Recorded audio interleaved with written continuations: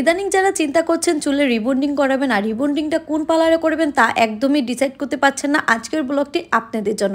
আমি কোথা থেকে আমার চুলে রিবন্ডিংটা করালাম সবকিছু শেয়ার করব আজকে আপনাদের সাথে। হ্যালো এভরিওয়ান, আসসালামু আলাইকুম, সবাই কেমন আছেন? আমি তাসমিন মাম্মাম ব্লগ থেকে স্মৃতি বলছি। অনেকদিন ধরে চিন্তা করছিলাম একটু পার্লারে যাব, পার্লারে গিয়ে একটু নিজের লুকটা একটু চেঞ্জ করব। বিশেষ করে আমার চুলটা একবারেই রাফ হয়ে গিয়েছিল, যেহেতু আমার আগে রিবন্ডিং করা ছিল। তো রিবন্ডিং এর পরে চুলগুলো কিন্তু একবারেই অগোছালো হয়ে যায় আর একদমই বাজে লাগে দেখতে। তার জন্য মনে করলাম আবার একটু রিবন্ডিংটা করেই ফেলি। আর এদিকে আপনাদের ভাইও বলছিল আমি যাতে চুলগুলো তাড়াতাড়ি রিবন্ডিং করে ফেলি, তো তার কথা আর আমার ইচ্ছা দুটোটা একসাথে মিলে আজকে চলে আসলাম পার্লারে।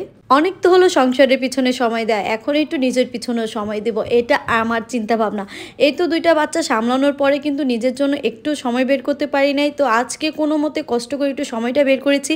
আর এদিকে কিন্তু বাচ্চাগুলোকে আপনার ভাইয়াই রেখেছে। আপনার ভাইয়া বলছিল তুমি তোমার কাজটা সেরে আসো, আমি ওদেরকে রাখি। পার্লার এসে আমাকে আর অপেক্ষা করতে হয় নাই, আমার কাজটা কিন্তু সাথে সাথে শুরু করে দেওয়া হয়েছে।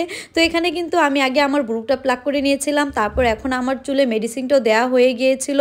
আর আপুদের সাথে কিন্তু আমার আগেই কন্ট্যাক্ট করা ছিল, যার কারণে কোনো সমস্যা হয়নি। আর আপুদেরকে আমি বলেও দিয়েছিলাম যে আমি কয়টা বাজে আসতে পারবো। আমি মূলত 3টার পরেই গিয়েছিলাম, যেহেতু আমার বাচ্চা টাচ্চা সব সামলিয়ে ঘরে রান্নাবান্না শেষ করে ওদেরকে খাওয়ানোর পরে আমি পার্লারে যাই। আমার চুলে কিন্তু এখন মেডিসিনটা লাগানো হয়ে গিয়েছিল, আর এটা কিন্তু আমাকে প্রায় 1 ঘন্টার মতো রাখতে হবে। তো এখানে কিন্তু আমি একটু বোর ফিল করছিলাম। তারপর আপু আমাকে একটা কফি দিল, কফিটা খাওয়ার পরে কিন্তু আমার চোখে যে একটু ঘুম ঘুম ভাব ছিল সেটা চলে যায়। এই চুলে মেডিসিন লাগিয়ে বসে থাকাটা আমার কাছে খুবই বোরিং লাগে, তো আমার বোরিং লাগছিল এই বলে আপু কিন্তু এসে আমার সাথে অনেকটা সময় ধরে কথা বলে। তো আপুর সাথে কথা বলতে বলতে কখন যে আমার 1 ঘন্টা হয়ে যায় আমি কিন্তু বলতেও পারি না।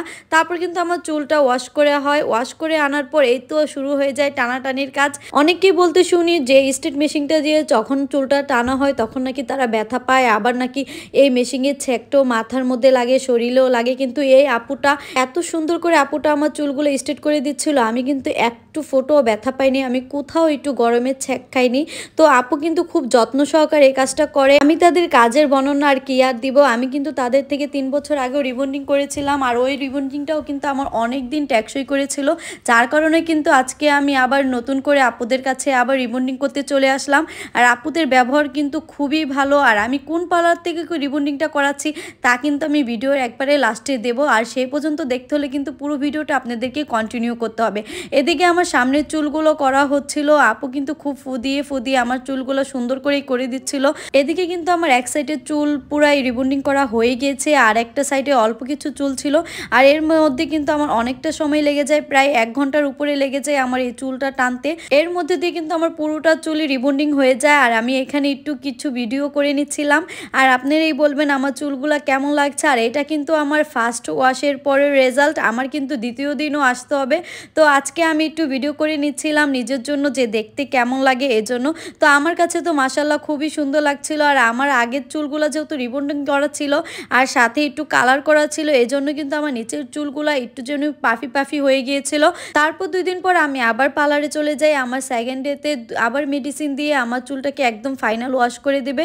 তো এখানে কিন্তু আমি যাওয়ার পরেই মেডিসিনটা আপু লাগিয়ে দিয়েছিল। আর আজকে কিন্তু আপনাদের ভাইয়া দোকানে ছিল, যার কারণে কিন্তু আমার মেয়েটাকে সাথে করে নিয়ে যেতে হয়েছে। আর মেয়েটাকে যেহেতু আমি একা রাখতে পারবো না, এজন্য কিন্তু আম্মুকেও সাথে করে নিয়ে যায়। এদিকে আমার মেয়েটা তো পার্লারে এসে একদমই বোর হয়ে যাচ্ছিল, এদিকে আমার আম্মু ওকে নিয়ে গিয়ে একটু চিপস কিনে নিয়ে আসে। আর এই চিপস খেতে খেতে কিন্তু ওর সময়টা সুন্দরভাবে পার হয়ে যাবে।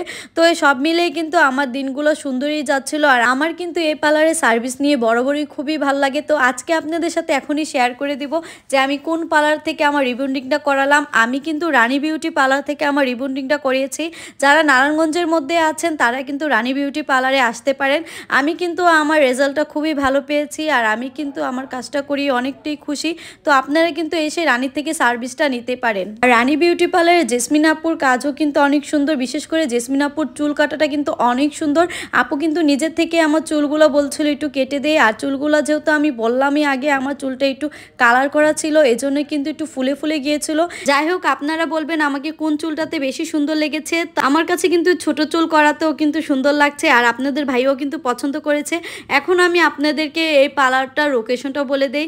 যারা নারায়ণগঞ্জে আছেন অবশ্যই আপনারা চাষারা জামতলা চিনেন, আর হীরা কমিউনিটি সেন্টারের যে পাশের গলিটা, এটা দিয়ে একটু ভিতরে ঢুকলেই আপুদের পার্লারটা আপনারা পেয়ে যাবেন। আর এই পার্লারটা কিন্তু একদমই রাস্তার সাথে। তো আমার কাছে কিন্তু আপুদের সার্ভিস বরাবরের মতো এবারও খুবই ভালো লেগেছে। তো আপনারা যারা যারা চাচ্ছেন রিবন্ডিং করতে, আপনারা কিন্তু আপুদের পার্লারে অবশ্যই চলে যেতে পারেন। তো আজকের মতো ভিডিওটা আমি এখানেই শেষ করছি। সবাই ভালো থাকবেন, আর আমার ভিডিওটি ভালো লেগে থাকলে লাইক কমেন্ট শেয়ার করে আমার পাশে থাকবেন। ধন্যবাদ সবাইকে।